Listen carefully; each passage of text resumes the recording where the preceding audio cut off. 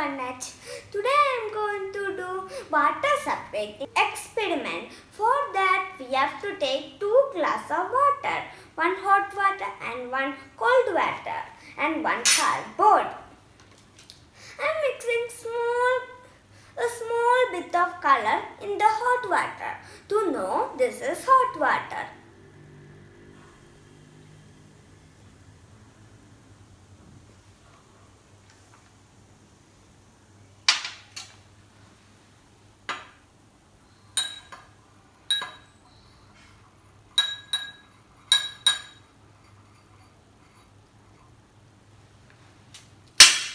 Then we have to take the cardboard and we have to place it on the hot water.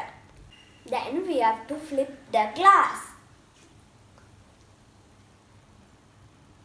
Then we have to look, the hot water is not going out because of its pressure. Then we have to place it on the cold water. Then very slowly we have to take the cardboard out.